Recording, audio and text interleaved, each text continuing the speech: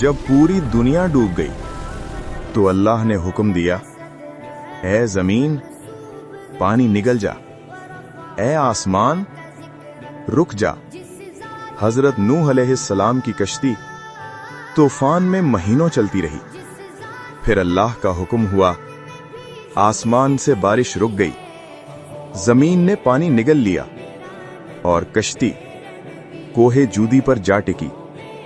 हजरत नूह ने सजदा किया और कहा, या अल्लाह तेरा शुक्र है। फिर अल्लाह ने फरमाया, ए नूह हमारी तरफ से सलामती के साथ उतर जाओ। वो चंद लोग जो बचे थे, सिर्फ 80 अफराद, आज पूरी दुनिया की आबादी इन्हीं 80 लोगों की औलाद है।